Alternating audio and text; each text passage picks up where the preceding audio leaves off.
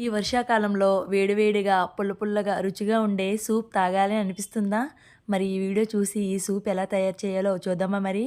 నేను half cup వరకు mixie జార్‌లో బాయిల్ చేసుకున్న స్వీట్ కార్న్ వేసి కోర్స్‌గా మిక్సీ పట్టించుకున్నానండి.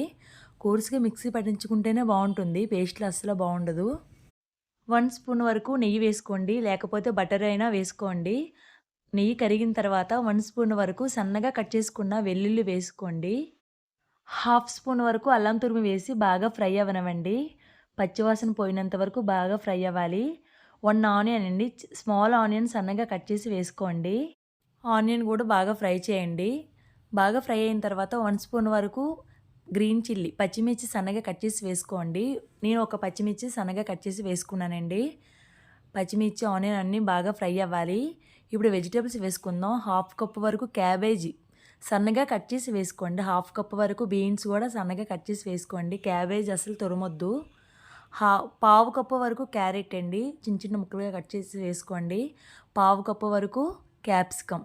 హాఫ్ కప్ క్యాబేజ్ అలా వేసుకుంటే పావు కప్పు క్యారెట్, పావు కప్పు క్యాప్సికమ్ వేసుకొని హాఫ్ కప్ వరకు బాయిల్ చేసుకున్న స్వీట్ కార్న్ వేసుకొని బాగా ఫ్రై చేయండి. బాగా ఫ్రై అవ్వాలండి. పచ్చివాసన పోయినంత వరకు ఫ్రై అవుతేనే టేస్ట్ బావుంటుంది.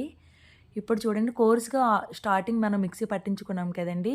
ఆ పేస్ట్ వేసుకోండి. కొద్దిగా ఫ్రై చేయండి. ఏ కప్పుతో మనం స్వీట్ కార్న్ తీసుకున్నామో అదే కప్పుతో 3 కప్స్ వరకు వాటర్ వేయండి. చూడండి వీడియోలో చూపించిన విధంగా 3 కప్స్ వాటర్ వేసిన తర్వాత టేస్ట్ తగ్గట్టు సాల్ట్ వేసుకోవాలి. మూత పెట్టి 5-6 మినిట్స్ అలా బాయిల్ అవ్వనివ్వండి. ఇప్పుడు మనము 1 టేబుల్ స్పూన్ వరకు కార్న్ ఫ్లోర్ తీసుకోండి. కార్న్ ఫ్లోర్ అనేది బైండింగ్ కోసం, సూప్ అనేది థిక్‌గా ఉండడం కోసమండి. కార్న్ ఫ్లోర్‌లో కొద్దిగా వాటర్ వేసుకొని బబుల్స్ ఏమి లేకుండా బాగా మిక్స్ చేసుకోండి వాటర్‌లో. మూత తీసి ఒకసారి చూడండి. హాఫ్ టీ స్పూన్ వరకు పెప్పర్ పౌడర్ వేసుకోండి. మిరియాల పొడి వేసుకోవాలి. టేస్ట్ మాత్రం చాలా బావుంటుంది. చాలా చాలా హెల్తీ అండి.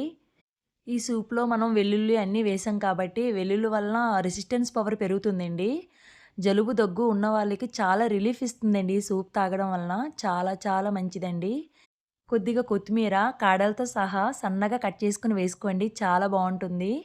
స్టవ్ ఆఫ్ చేసుకొని లెమన్ జ్యూస్ వేసుకోండి. నేను 1 లెమన్ కంప్లీట్‌గా వేసుకున్నానండి. వేడి వేడిగా వేరే బౌల్‌లో సర్వ్ చేసుకోండి. చాలా చాలా బావుంటుంది. ప్లీజ్ సబ్స్క్రైబ్ చేయండి. లైక్ చేసి షేర్ చేయండి.